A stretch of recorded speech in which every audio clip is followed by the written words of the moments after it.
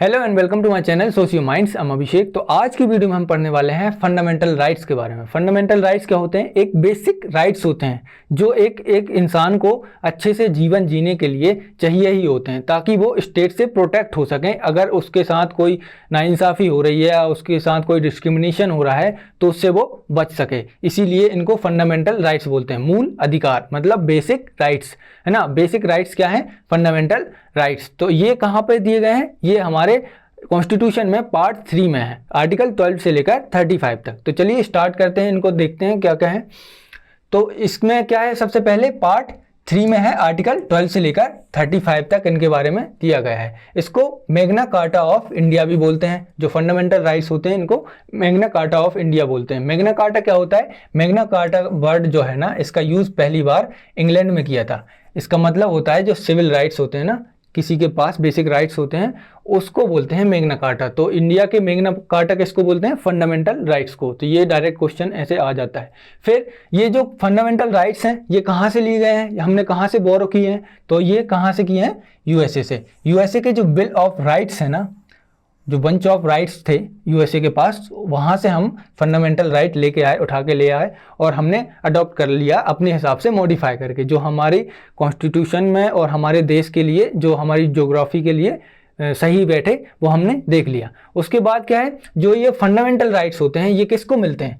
Public को, मतलब हम जैसे लोगों को ये राइट्स दिए जाते हैं। ये स्टेट के पास राइट नहीं होते, स्टेट से हमें बचाने के लिए ये राइट्स दिए गए हैं, है ना। तो गवर्नमेंट से बचाने के लिए, स्टेट मतलब सेंट्रल गवर्नमेंट, अभी मैं आगे चल के और बताता हूँ। तो पब्लिक को बचाने के लिए, पब्लिक को प्रोटेक्ट करने के लिए ये जो राइट्स हैं वो यहाँ पर दिए गए हैं। अब अगर ये जो राइट्स हैं इनको कभी कभी सस्पेंड भी करना होता है ना। इनको कभी कभी ऐसा नहीं है कि ये जो राइट्स हैं हम कुछ भी करते रहें, ऐसा तो नहीं है ना। तो उसको हटाने के लिए या उसको कुछ टाइम के लिए सस्पेंड करने के लिए कौन होता है? प्रेसिडेंट। प्रेसिडेंट क्या थोड़े से समय के लिए जो फंडामेंटल राइट्स हैं उनको सस्पेंड कर सकते हैं। जैसे इमरजेंसी का कुछ टाइम आया या कुछ सोशल अनरेस्ट हुआ, जिसकी वजह से अगर जो फंडामेंटल राइट्स हैं उनको सस्पेंड करना पड़ता है। तो सस्पेंड क्या? टेम्परेरी बेसिस पे सस्पेंड किया जाता है, जिसमें कुछ आर्टिकल्स ही सस्पेंड किए जा सकते हैं। ऐसा नहीं कि सारे आर्टिकल्स को सस्पेंड कर दें। ये हम आगे चल के देखेंगे कि कौन कौन से राइट्स को सस्पेंड किया जा सकता है और कौन कौन से नहीं। आर्टिकल 21 क्या है? Right to life. इसको कभी भी सस्पेंड नहीं किया जा सकता। अब क्या है, कभी कभी ऐसा होता है, कुछ राइट्स ऐसे होते हैं जिनकी वजह से ना एक अलग तबके को, अलग सोशल ग्रुप को दिक्कत होती है, मतलब उसकी वजह से कुछ प्रॉब्लम हो जाती है। तो फिर क्या करना होता है? उसको, उस राइट को हटाना भी पड़ सकता है। तो उसको परमानेंटली हटाने के लिए, देखो परमानेंटली प्रेसिडेंट नहीं हटा सकते, है ना, सस्पेंड कर सकते हैं। लेकिन अगर उसको परमानेंटली हटाना है तो कौन उसको हटा सकता है?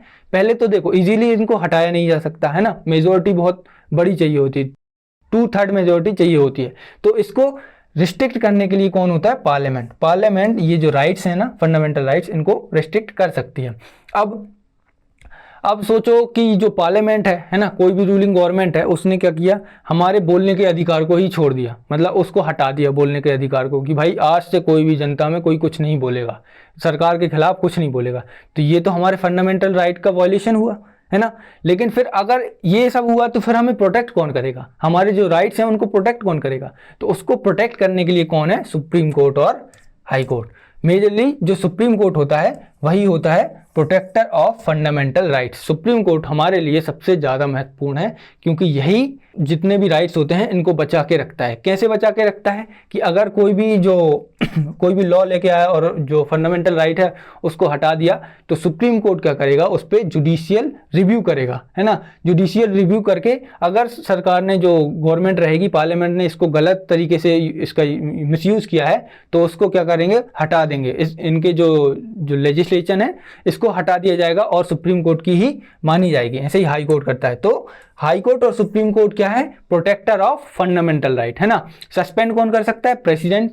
पार्लियामेंट क्या? रिस्ट्रिक्ट कर सकती है, मतलब उसको हटा सकती है। लेकिन उसको चेक कौन करेगा? Supreme court. सुप्रीम कोर्ट क्या है? प्रोटेक्ट करता है। अगर हमारे फंडामेंटल राइट्स का वॉयलेशन होता है तो हम किसके पास जाएंगे कि भाई हमारे साथ छुआछूत का भेदभाव हुआ, है ना, हमारे साथ भेदभाव किया जा रहा है किसी भी चीज़ को लेके, तो फिर हम किसके पास जाएंगे? हम डायरेक्ट किसके पास जाएंगे? सुप्रीम कोर्ट के पास डायरेक्ट जा सकते हैं और उनसे अपने जो राइट्स हैं उनको रिस्टोर करवा सकते हैं। मतलब यहाँ से केस करेंगे सुप्रीम कोर्ट से और सुप्रीम कोर्ट ऑर्डर करेगा कि भाई ये फंडामेंटल राइट का वायलेशन है, आप इसको ऐसा नहीं कर सकते, उसको सजा दी जाएगी, है ना। तो प्रोटेक्टर कौन है? Supreme court. रिस्ट्रिक्टर कौन है? पार्लियामेंट। और सस्पेंड कौन कर सकता है? प्रेसिडेंट, इमरजेंसी के टाइम पे। तो चलिए स्टार्ट करते हैं। अभी क्या है, राइट्स जो फंडामेंटल राइट्स हैं वो कितने हैं? 1 2 3 4 5 6 फंडामेंटल राइट्स हैं। पहले एक और था, 7 फंडामेंटल राइट्स थे, जो क्या था? हमारा राइट टू प्रॉपर्टी था, लेकिन उसको हटा के हमने दूसरी जगह शिफ्ट कर दिया, फंडामेंटल राइट से हटा के ऑर्डिनरी लीगल राइट बना दिया है। तो अभी हमारे पास कितने राइट्स हैं? 6 राइट्स हैं, 1 2 3 4 5 6। राइट टू इक्वालिटी, जो कि आर्टिकल 14 to 18 में है ना। अभी हमने पहले पढ़ा होगा, जब स्कूल टाइम में पढ़ते थे ना, तो क्या पढ़ते थे? राइट्स क्या पढ़ते थे? Right to equality, freedom against exploitation, freedom of religion, educational right और कॉन्स्टिट्यूशनल रेमेडीज। बस हम सीधा सीधा ये पढ़ लेते थे। लेकिन अभी क्या है, ये जो राइट टू इक्वालिटी है ना, इसमें आर्टिकल बहुत सारे हैं, जैसे आर्टिकल 14 से लेकर 18 तक इसके बारे में बताया गया है। और राइट टू फ्रीडम क्या है? 19 से 22 तक, 23 से 24 तक क्या है? Against exploitation. Freedom of religion कहाँ है? आर्टिकल 25 से 28 तक। कल्चरल और एजुकेशनल राइट कहाँ पे है? 29 से 30 तक। और जो फंडामेंटल कॉन्स्टिट्यूशनल रेमेडीज है वो कहाँ पे है? आर्टिकल 32 में। तो हमें टोटल कितने फंडामेंटल राइट्स हैं? 6 फंडामेंटल राइट्स हैं, जिनके अंदर अलग अलग आर्टिकल्स दिए गए हैं, उसको हम समझने वाले हैं, क्योंकि वही इंपॉर्टेंट है ना। तो राइट टू इक्वालिटी को पहले से हम समझेंगे। उसके पहले क्या देखेंगे? देखो, आर्टिकल 12 से लेकर 35 तक दिया गया है ना। अभी मैंने बोला 14 से 18 तक राइट टू इक्वालिटी स्टार्ट होता है, लेकिन उसके पहले कुछ आर्टिकल हैं, जैसे 12 और 13, है ना। 12 और 13 क्या है? इसमें बताया गया है कि भाई जो फंडामेंटल राइट्स होते हैं उनके लिए क्या क्या चीज़ें हैं, और जो बेसिक चीज़ें होती हैं जो उनको समझाने के लिए। तो सबसे पहले वो है आर्टिकल 12 क्या है? इसमें डेफिनेशन दी गई है। डेफिनेशन किसकी? स्टेट की। जैसे अभी मैं यूज़ कर रहा था ना कि स्टेट कैन नॉट डिस्क्रिमिनेट, है ना। तो स्टेट कौन होता है? स्टेट से हम क्या समझते हैं? मध्य प्रदेश हो गया, यूपी हो गया, है ना, वेस्ट बंगाल हो गया, है ना, राजस्थान हो गया, ऐसे नहीं। स्टेट का मतलब यहाँ पर है क्या क्या है? स्टेट में क्या क्या आता है? सेंट्रल गवर्नमेंट आएगी, है ना, सेंट्रल गवर्नमेंट। इसके बाद और क्या आएगा? स्टेट गवर्नमेंट, प्लस जो लोकल अथॉरिटीज होती हैं ना, लोकल गवर्नमेंट, पंचायत और म्यूनिसिपैलिटीज, ये आ गए इसमें। उसके बाद जो अदर नेशनल इंस्टीट्यूशन होते हैं, जैसे LIC, ONGC, इलेक्ट्रिसिटी बोर्ड, है ना, एक्सेट्रा। ये क्या है? जो कॉन्स्टिट्यूशनल बॉडीज हैं और जो हमारी गवर्नमेंट की संस्थान है ना। जैसे सेंट्रल गवर्नमेंट हुआ, स्टेट हुआ, और लोकल जितनी भी गवर्नमेंट होती है, म्यूनिसिपैलिटीज और पंचायत। तो ये क्या किस में आएंगे? स्टेट में, है ना। LIC भी स्टेट में आएगा, ONGC भी स्टेट में आएगा, इलेक्ट्रिसिटी बोर्ड भी आएगा। इलेक्ट्रिसिटी बोर्ड, अब इसका एग्जांपल देख लो, इनको क्यों लेके आए हम स्टेट में? क्योंकि ये इलेक्ट्रिसिटी बोर्ड है ना, जब हम बिल भरते हैं ना, तो जब हम बिल नहीं भर पाते तो इनको थोड़ा सा हमारे ऊपर प्रेशर डालना होता है ना, तो इसीलिए स्टेट में आते हैं, स्टेट के अंदर आते हैं। और ये गवर्नमेंट एजेंसीज होती हैं, गवर्नमेंट बॉडी होती हैं, इसीलिए इनको स्टेट में ही इंक्लूड किया जाता है। तो डेफिनेशन क्या दी है आर्टिकल 12 में? डेफिनेशन मतलब स्टेट की दी है कि स्टेट के अंदर कौन कौन सी चीज़ें आएंगी। Central government, state government, local government जिसमें म्यूनसिपैलिटी और पंचायत होती हैं, LIC, ONGC, इलेक्ट्रिसिटी बोर्ड, और भी कई चीज़ें होती हैं, है ना। तो स्टेट के अंदर ये सब अथॉरिटीज़ आती हैं। तो जब भी हम बोलेंगे ना कि स्टेट कैन नॉट डिस्क्रिमिनेट, तो ये जो सारी बॉडीज होती हैं ना, ये हमारे साथ कोई डिस्क्रिमिनेशन नहीं कर सकती। मतलब जो फंडामेंटल राइट्स हैं ना, वो इनसे प्रोटेक्ट करने के लिए ही बनाए गए हैं। तो आर्टिकल 12 में हमने समझ लिया, डेफिनेशन दी है कि इन सब से हमें प्रोटेक्ट करना है, इन सब से प्रोटेक्ट करने के लिए फंडामेंटल राइट्स बनाए गए हैं। आर्टिकल 13 क्या है? अब जो लॉज है ना, पहले जो लॉज बने हैं, अब लॉज बन रहे हैं। लॉज क्या होते हैं? लॉज जो अलग अलग तरीके से, जैसे गवर्नमेंट को कोई काम करना होता है और उसके लिए लॉज बनाए गए हैं, है ना, तो वो सब हैं। और फंडामेंटल राइट्स, तो इसमें आर्टिकल 13 में क्या है? लॉज और फंडामेंटल राइट के बीच में बताया है कि अगर कोई लॉ बनाया गया है और ये अगर हमारे जो लॉ बनाया गया है और जो फंडामेंटल राइट है, अगर लॉ हमारे फंडामेंटल राइट को वायलेट करता है तो वो लॉ नहीं रहेगा, मतलब वो गायब हो जाएगा, क्योंकि फंडामेंटल राइट को कोई वायलेट नहीं कर सकता, चाहे कोई भी लॉ हो, है ना। तो इसमें और आगे देखें तो इसमें किस चीज़ की लड़ाई है? पहले तो लॉ की लड़ाई है ना। लॉ को लेकर।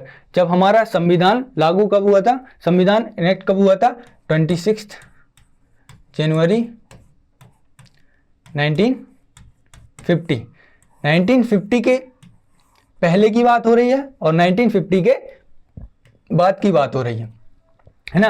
जब हमारा कॉन्स्टिट्यूशन बन चुका था तो उसके पहले भी कई लॉज बनाए गए थे, जैसे पर्सनल लॉज वगैरह हैं और 1937 के टाइम से हैं। तो ये सब कहाँ आएंगे, प्री कॉन्स्टिट्यूशनल लॉज में, है ना। और जो अदर लॉज बनाए गए हैं जो बाद में कॉन्स्टिट्यूशन के बाद भी बनाते जा रहे हैं, तो वो कहाँ पे आएंगे, पोस्ट कॉन्स्टिट्यूशनल लॉ में। तो आर्टिकल 30 में इसी चीज़ के बारे में बताया है कि जो लॉज है ना, जैसे देखो आर्टिकल 13 क्लॉज 1, अब 13 क्लॉज 1 और 13 क्लॉज 2 की बात हो रही है। 13 क्लॉज 1 में क्या है, जो प्री कॉन्स्टिट्यूशनल लॉ है, जो हमारे कॉन्स्टिट्यूशन के पहले से लॉज चले आ रहे हैं, उनके बारे में बताया है कि इसका नाम क्या है, डॉक्ट्राइन ऑफ इक्लिप्स।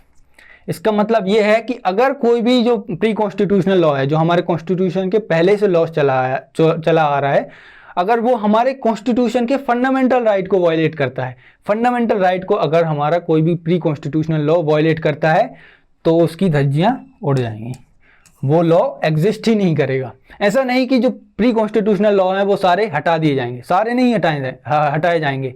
बस कौन से हटाए जाएंगे, जो हमारे फंडामेंटल राइट को वायलेट करेगा, जो हमारे फंडामेंटल राइट को वायलेट करेगा उसको हटा दिया जाएगा। और बाकी जो लॉज रहेंगे वो एग्जिस्ट करेंगे, वो अपने तरीके से जो पहले से चले आ रहे हैं वो वैसे ही काम करते रहेंगे, बस इसके बीच में नहीं आने चाहिए।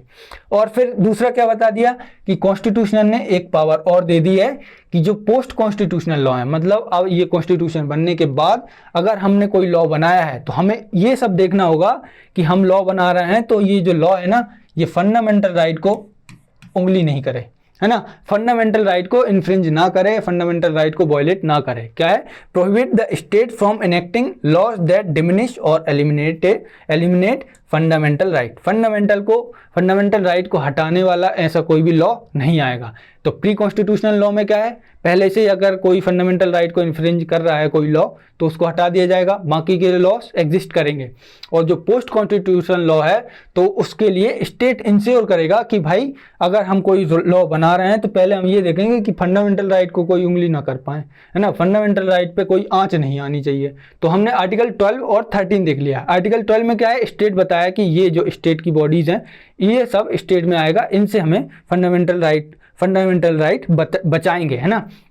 आर्टिकल 13 क्या है कि जो पुराने लॉस थे उनको हटा दिया गया है अगर फंडामेंटल राइट को इन्फ्रिंज कर रहे हैं, वायलेट कर रहे हैं। वायलेट का मतलब होता है उनको, जैसे हमारे कॉन्स्टिट्यूशन में हमारा अधिकार को छीना जा रहा है ना, हमारे अधिकार को तोड़ मरोड़ रहा है, तो उसको हम वायलेट बोलेंगे, है ना। तो प्री कॉन्स्टिट्यूशन लॉ और पोस्ट कॉन्स्टिट्यूशन लॉ, तो ये हमने देख लिए आर्टिकल 12 और 13। ज़्यादातर ऐसे ये चीज़ें पता नहीं होती, आर्टिकल 12 और 13 हमने बहुत कम जगह पे देखी होती हैं, तो इसलिए हमें देखना जरूरी था। अब क्या है, आर्टिकल 14 से लेकर 18 तक कौन सा कॉन्स्टिट्यूशनल फंडामेंटल राइट है, राइट टू इक्वलिटी। अब ये जो आर्टिकल है ना, आर्टिकल 14 से 18 तक जो भी आर्टिकल पढ़ेंगे वो इक्वलिटी को बताएंगे कि हमारे समाज में, हमारी सोसाइटी में इक्वलिटी बनाने के लिए आर्टिकल 14 से 18 तक दिए गए हैं। आर्टिकल 14 क्या बोलता है, आर्टिकल 14 बताता है, इक्वलिटी की बात कर रहे हैं तो इक्वलिटी बिफोर लॉ और इक्वल प्रोटेक्शन ऑफ लॉ, ये दो सिद्धांत हैं, है ना। तो ये क्या है, ये मूर्ति बनी हुई है, देख रहे हो, है ना, पट्टी बंधी हुई है। पट्टी क्यों बंधी हुई है कि भाई हमें नहीं दिखता कि तुम बड़े आदमी हो, तुम्हारे पास बहुत ज़्यादा पैसा है या तुमने कुछ काम ऐसा किया है जिसकी वजह से बहुत वाहवाही हुई है और तुमने कुछ क्राइम भी कर दिया, हमें फ़र्क नहीं पड़ता तुम अमीर हो या गरीब हो, हमारे सामने तुम बराबर हो, हमें नहीं दिखता, हमें जो सुनाया जाएगा, जो हमें बताया जाएगा, जो हमें सबूत दिए जाएंगे उसी पर हम काम करेंगे। तो क्या है, इक्वलिटी बिफोर लॉ, लॉस के सामने सब इक्वल रहेंगे, चाहे कोई बड़ा अमीर हो, चाहे कोई गरीब हो, है ना, चाहे कोई पॉलिटिशियन हो, चाहे कोई मतलब नॉर्मल इंसान हो, है ना, सबके सामने इक्वल रहेगा। मतलब लॉ जो रहेगा वो सबके सामने इक्वल रहेगा, किसी को भी ऐसे नहीं देखेगा कोई बड़ा आदमी है छोटा आदमी है, ऐसा कुछ नहीं करेगा, है ना, ये डिस्क्रिमिनेशन नहीं होगा। उसके बाद क्या है, equal protection of law. Equal protection of law क्या है, इसमें क्या है, इक्वल प्रोटेक्शन मतलब इक्वल सर्कमस्टांसेस। अगर किसी ने इक्वल मतलब कोई जैसे एज देखो, है ना, एज अगर किसी की 8 ईयर है और किसी की 25 ईयर है। अब दोनों के लिए बराबर कानून तो नहीं हो सकता ना। अब जो क्राइम यहाँ पे इसने किया है और यहाँ पे इसने किया है, इसमें डिफरेंस होगा ना। एज की वजह से, एज के हिसाब से ही उसके सामने, मतलब उसके सामने सर्कमस्टांसेस रहेंगे, तो उस वजह से equal protection of law, equally protect करेंगे, है ना, इक्वल सर्कमस्टांसेस में।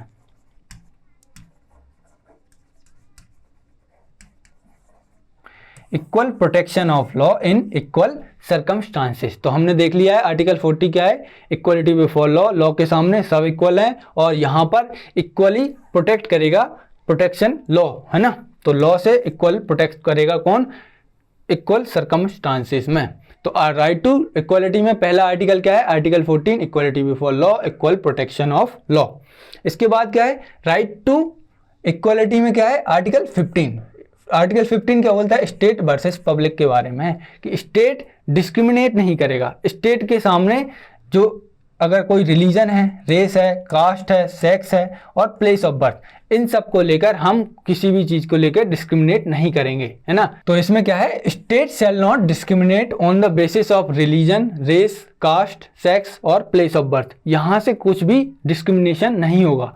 अगर कोई किसी का रिलीजन हिंदू है, मुस्लिम है, ये सब देख के इसके साथ कोई डिस्क्रिमिनेशन नहीं होगा। रेस, कास्ट को देख के नहीं होगा। सेक्स, अगर तुम मेल हो, फीमेल हो, ट्रांसजेंडर हो, तो तुम्हारे लिए इक्वल ही रहेगा सब कुछ, है ना, इक्वलिटी रहेगी। प्लेस ऑफ बर्थ, बर्थ से रिलेटेड जो भी चीज़ें हैं वहाँ से भी हम डिस्क्रिमिनेशन नहीं करेंगे। इसमें और आगे क्या है, हाँ, अब यहाँ पर तुम्हें रिलीजन, रेस, कास्ट, सेक्स और प्लेस ऑफ बर्थ, यहाँ से तुम्हें कोई भी डिस्क्रिमिनेट नहीं करेगा। लेकिन एक चीज़ होती है पॉजिटिव डिस्क्रिमिनेशन और नेगेटिव डिस्क्रिमिनेशन। तो यहाँ पर क्या बात हुई है कि कोई भी नेगेटिवली डिस्क्रिमिनेट नहीं कर सकता, लेकिन स्टेट क्या पॉजिटिवली डिस्क्रिमिनेशन करता है ना। वो किस लिए, for the welfare of women and children, है ना। SC ST admission in educational institution, 10% reservation to EWS, ये क्या है, welfare of women and children. अब चिल्ड्रन और वुमेन जो हमारे समाज में पहले से ही पिछड़े हुए हैं, उनको आगे करने के लिए हम क्या करेंगे, रिजर्वेशन वगैरह रखेंगे, है ना। तो रिजर्वेशन क्या है, पॉजिटिव डिस्क्रिमिनेशन है, नेगेटिव डिस्क्रिमिनेशन नहीं है। क्योंकि हम क्या कर रहे हैं, जब दो अलग अलग समाज में दो तरीके के लोग हैं, एक पिछड़ा वर्ग है और एक अच्छे से डेवलप्ड है, तो हम क्या करेंगे, ये तो हो रहा है डेवलप, इसको होने दो। लेकिन ये जो है ना नेगेटिव वाला, जो जिसके साथ बहुत सारा डिस्क्रिमिनेशन पहले हो चुका है, उसको क्या करेंगे, हम ऊपर लाने की कोशिश करेंगे ताकि ये सब बराबर हो सकें। तो ये बराबर करने के लिए हमें क्या करना होता है, पॉजिटिव डिस्क्रिमिनेशन करना होता है। हम क्या करते हैं, रिजर्वेशन देते हैं। तो रिजर्वेशन एक पॉजिटिव डिस्क्रिमिनेशन है। ST SC को रिजर्वेशन मिलता है, एजुकेशनल इंस्टीट्यूशन में भी इनको रिजर्वेशन मिलता है। और सबसे बड़ी बात यह है कि 10% रिजर्वेशन किसको मिलता है, इकोनॉमिकली वीकर सेक्शन, जो पैसे से रिलेटेड, जो फाइनेंशियली इतनी अच्छी कंडीशन नहीं है, उनको भी हमें रिजर्वेशन देना होता है 10%। तो स्टेट डिस्क्रिमिनेट नहीं करेगा on the basis of religion, race, caste, sex और प्लेस ऑफ बर्थ से, यहाँ से कुछ भी डिस्क्रिमिनेशन नहीं होगा। लेकिन स्टेट क्या कर सकता है, कुछ ऐसे लॉस और कुछ ऐसे रूल्स बना सकता है जिससे क्या है, इन सब के लिए कुछ अच्छा किया जा सके। अच्छा करने के लिए हम क्या करते हैं, पॉजिटिव डिस्क्रिमिनेशन करते हैं। आर्टिकल 16 क्या है, equality of opportunity in public employment. अब पब्लिक एम्प्लॉयमेंट, जितनी भी गवर्नमेंट सर्विसेज होंगी, उसमें क्या है, अपॉर्चुनिटी सबको इक्वल रहेगी। ऐसा नहीं है कि कोई मतलब ज़्यादा पैसे वाला है तो उसको अलग से दिया जाएगा, या कुछ गरीब है उसको नहीं, सबको बराबर अपॉर्चुनिटी मिलेगी, सब बराबर रहेंगे, है ना, इक्वालिटी रहेगी। यहाँ पे क्या है, equality of opportunity in public employment, जितनी भी गवर्नमेंट सर्विसेज हैं इसमें इक्वल अपॉर्चुनिटीज मिलेंगी। लेकिन इसके स्टेट फिर से क्या पॉजिटिव डिस्क्रिमिनेशन यहाँ भी कर सकता है, जैसे provide residence as a ground और क्वालिफिकेशन। अब क्या होता है, जब अलग अलग स्टेट हैं हमारी कंट्री में, तो एक स्टेट में क्या होता है, जैसे महाराष्ट्र हुआ, है ना। अब महाराष्ट्र एक ऐसा रीजन है जिसमें पूरे इंडिया से लोग आते हैं, पूरी हर एक स्टेट से वहाँ पे कोई ना कोई मिल ही जाएगा। तो क्या होता है, जो स्टेट के लोग हैं, जो महाराष्ट्र के लोग हैं, वो क्या करेंगे, उनके जो लोग हैं ना उनको इतनी एम्प्लॉयमेंट अपॉर्चुनिटीज़ नहीं मिल पाएंगी, क्योंकि और जो लोग हैं ना वो आके वहाँ पर कब्जा कर ले रहे हैं। तो इसके लिए क्या कर सकता है, स्टेट डिस्क्रिमिनेट कर सकता है। स्टेट बोल सकता है कि नहीं, हम महाराष्ट्र के लोगों को ज़्यादा प्रायोरिटी देंगे पब्लिक एम्प्लॉयमेंट में, है ना। ऐसा कर सकते हैं, ऐसा करते भी हैं। तो provide residence as a ground और क्वालिफिकेशन, है ना। रिजर्वेशन फॉर बैकवर्ड क्लासेस दे सकते हैं। रिलीजन एज अ ग्राउंड और क्वालिफिकेशन, अब रिलीजन को ऐसे एज अ ग्राउंड कैसे बना सकते हैं कि हमने तो अभी बोला था ना कि डिस्क्रिमिनेशन रिलीजन पे भी नहीं होगा, लेकिन यहाँ पर रिलीजन के बारे में। तो रिलीजन में ऐसा होता है, जैसे कोई मंदिर है, अब हिंदू टेम्पल है, तो उसमें क्या करेंगे हमें यदि वो जो महंत होता है, पुजारी होता है, उसको चुनना रहे तो हम क्या करेंगे, हम ऐसा तो नहीं कर सकते ना कि भाई कोई भी रिलीजन हो और यहाँ पर आके पुरोहित या पंडित बन जाए, नहीं होगा ना। तो उसके लिए क्या रिलीजन एज अ ग्राउंड ले सकते हैं कि भाई हिंदू टेम्पल है तो हिंदू जो है वो ही अप्लाई कर सकते हैं। तो ये एक religion as a ground of qualification हो सकता है। फिर उसके बाद क्या है, EWS, जो इकोनॉमिकल वीकर सेक्शन होते हैं, उनके लिए भी यहाँ पर अपॉर्चुनिटीज़ पब्लिक एम्प्लॉयमेंट में अलग से दे सकते हैं, रिजर्वेशन दे सकते हैं। तो आर्टिकल 16 क्या है, equality of opportunity in public employment. Article 17 क्या है, आर्टिकल 17 हमें सबको पता है, abolition of untouchability in all it's form. जितनी भी तरह की अनटचेबिलिटी है, जैसे हमारे गांधी का जो प्रिंसिपल था ना कि अनटचेबिलिटी तो नहीं होनी चाहिए, मतलब कोई छुआछूत में तो बिल्कुल नहीं मानो, है ना। तो वहाँ से हम लेके आए आर्टिकल 17, गांधीयन प्रिंसिपल क्या है, आर्टिकल 17। यहाँ से हमने अनटचेबिलिटी को, छुआछूत को बिल्कुल पूरी तरह से हटा दिया है। कहाँ पे, कॉन्स्टिट्यूशन में। लेकिन अभी भी हमें गाँव में देखने को मिलता है, जैसे शहरों में तो आजकल लोग कोई फ़र्क नहीं पड़ता, कहीं भी कैसा भी चलता रहता है, लेकिन गाँव में ज़्यादातर देखने को मिलेगा कि कोई छोटी जात का है ना तो उससे बोलेंगे नीचे बैठ, है ना। उसको पानी पीने के लिए देंगे तो क्या प्लास्टिक के गिलास में देंगे, अपने जो यूज़ करने वाले होते हैं उसमें नहीं। जैसे मैंने भी अपने यहाँ पे देखा है अपने गांव में कि लोग अगर किसी को चाय दे रहे हैं ना छोटी जात वाले को, तो क्या करते हैं, डिस्पोजल में देते हैं, अपने कप्स में नहीं देते। तो ये डिस्क्रिमिनेशन तो चल ही रहा है ना, अनटचेबिलिटी वाला चल ही रहा है। लेकिन क्या है कि कानून के सामने अगर अनटचेबिलिटी दिखाई तो क्या आपको सजा मिलेगी, है ना। इसके लिए क्या क्या कानून भी बना है, जैसे अनटचेबिलिटी ऑफेंस एक्ट 1955 है, सिविल राइट प्रोटेक्शन एक्ट 1976। तो इस सब में अनटचेबिलिटी से रिलेटेड कुछ चीज़ें दी गई हैं। तो एक राइट टू इक्वलिटी में क्या है, 17 क्या है, एबोलिशन ऑफ अनटचेबिलिटी, मतलब जितनी भी तरह की अनटचेबिलिटी होती है उसको पूरा हटा दिया है। आर्टिकल 18 क्या है, आर्टिकल 18 है एबोलिशन ऑफ टाइटल्स। 17 में अनटचेबिलिटी हटा दी और यहाँ पर टाइटल हटा दिए। टाइटल्स क्या होते हैं, जैसे कॉन्स्टिट्यूशन लागू नहीं हुआ था, जब राजा महाराजाओं का टाइम चलता था तो क्या करते थे, राजा यूज़ करते थे, महाराजा का यूज़ करते थे, है ना, राय बहादुर का यूज़ करते थे। तो इस सब ऐसे मतलब इस टाइप के क्या हम पहले नाम के पहले टाइटल्स लगा देते थे। तो अभी हमने क्या इनको सबको हटा दिया कि कोई भी ऐसे टाइटल्स यूज़ नहीं करेगा, है ना। अब और चीज़ें भी हैं, जैसे नेशनल अवार्ड है। नेशनल अवार्ड क्या क्या होते हैं, जैसे पद्मा अवार्ड है ना, पद्मा में कितने 3 अवार्ड है ना, पद्मश्री वगैरह, है ना। और क्या है, भारत रत्न। तो भारत रत्न ये सब क्या है, नेशनल अवार्ड है। तो इन सबको हम एज अ टाइटल नहीं यूज़ कर सकते। देखो नेशनल अवार्ड है, इसको हम ले सकते हैं, पद्म अवार्ड सबको मिलता है ना, भारत रत्न सबको मिलता है, जिनको भी मिलता है तो वो क्या कर सकते हैं, वो ले सकते हैं। लेकिन ऐसा नहीं कि अपने नाम के पहले अवार्ड लगा दिया कि मैं पद्मश्री विजेता, ये सब ऐसा कुछ नहीं कर सकते, है ना। लेकिन जिनकी रैंक्स होती हैं, जो एजुकेशन से रिलेटेड होते हैं, रैंक्स कहाँ पे, मिलिट्री वगैरह में, है ना, पुलिस सर्विस में, तो मिलिट्री ना, कमांडर वगैरह और जितने भी लेफ्टिनेंट वगैरह, ये सब यूज़ कहाँ करते हैं, मिलिट्री में। तो मिलिट्री वाली जो रैंक होती है ना, उसमें हम टाइटल का यूज़ कर सकते हैं। और एजुकेशन वाली फील्ड में हम टाइटल का यूज़ कर सकते हैं, जैसे डॉक्टर यूज़ करते हैं ना, तो पहले अपने नाम के पहले डॉक्टर लगा देंगे, है ना। प्रोफेसर वगैरह, है ना, प्रोफेसर यूज़ कर सकते हैं। तो एजुकेशन से रिलेटेड चीज़ों में टाइटल का यूज़ कर सकते हैं, रैंक्स वगैरह में यूज़ कर सकते हैं। लेकिन जो नेशनल अवार्ड्स होते हैं ना, इसमें हम टाइटल का यूज़ नहीं कर सकते, ना नाम के आगे ना नाम के पीछे हम अवार्ड का जिक्र नहीं करेंगे, नेशनल अवार्ड का।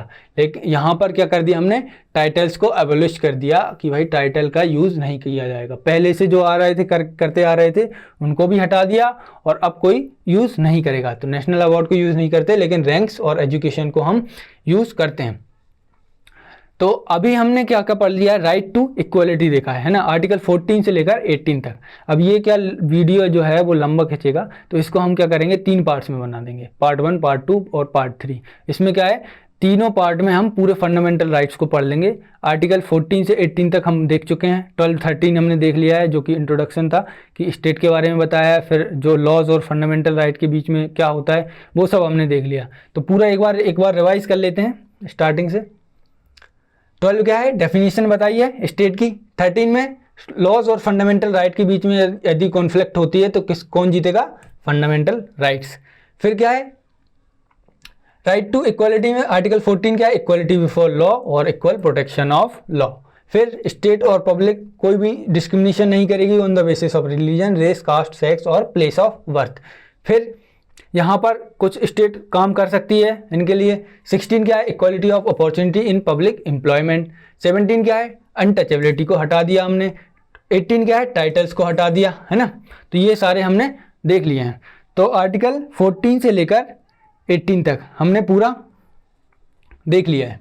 तो आज की वीडियो में बस इतना ही, मिलते हैं नेक्स्ट वीडियो में। थैंक यू, जय हिंद।